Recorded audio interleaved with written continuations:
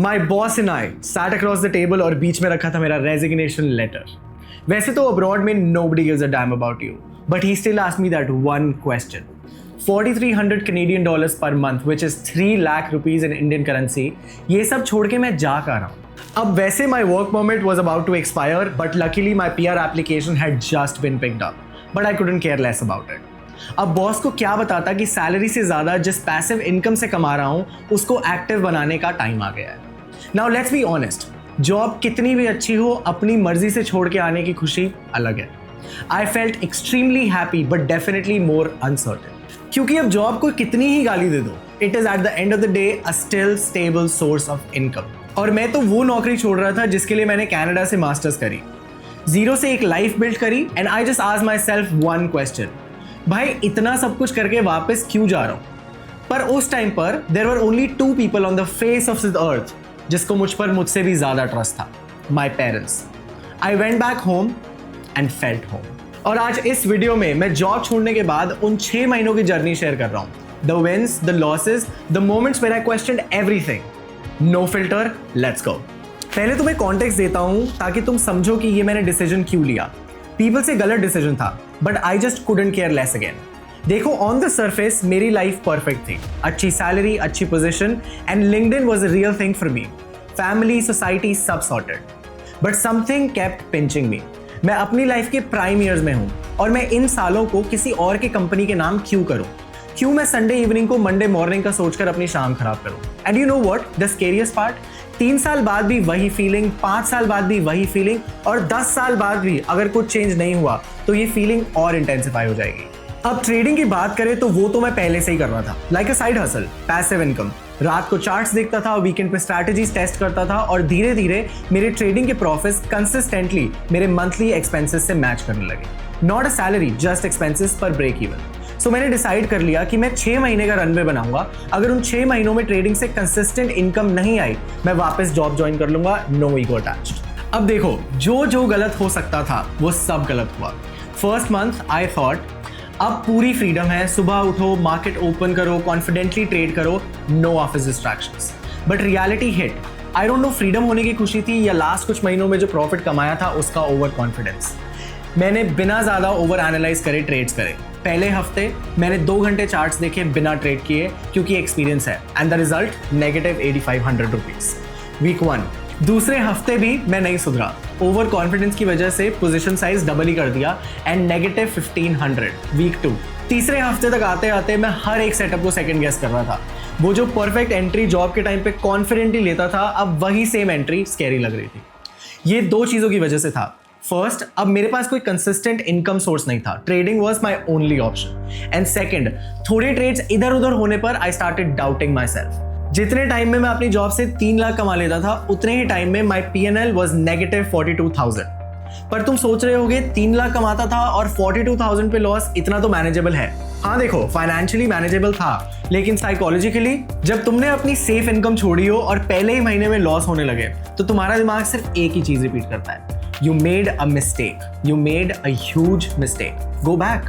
But इस आवाज को कभी मत सुनना, क्योंकि ये तुम्हारे ट्रेडिंग डिसीजंस को पॉइजन करेगी डेफिनेटली। नाउ सेकंड मंथ, मैंने सोच लिया था कि डिसिप्लिन लाना पड़ेगा, रिस्क मैनेजमेंट को टाइट रखना पड़ेगा, और मैंने किया भी, लेकिन प्रॉब्लम कुछ और ही थी। मैं ओवर ट्रेडिंग कर रहा था। क्यों? क्योंकि मेरे पास टाइम ही टाइम था, ऑफिस नहीं था, बॉस नहीं था, and I used to think market open है, मुझे ट्रेड करना चाहिए, क्योंकि यही तो मेरा फुल टाइम काम है। अब सेटअप नहीं था, फिर भी ट्रेड लिया। वीक सिग्नल था, फिर भी एंट्री ली। Result, month 2 -23,000 rupees, month 3 -18,000 rupees. तो पहले 3 महीने का कंबाइंड P&L वाज -83,000 रुपीज।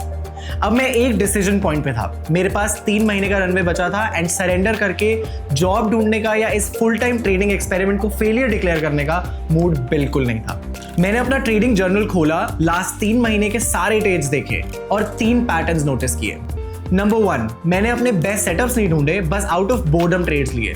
जब कोई सेटअप ही नहीं था, मैंने फिर भी चार्ट्स देखे और कुछ भी ढूंढकर इन्वेस्ट कर दिया। नंबर 2, मेरे स्टॉप लॉसेस थे, बट मैंने उन्हें मैनुअली मूव करना शुरू कर दिया, यही सोचकर कि बस थोड़ा सा और रिकवरी हो जाएगी।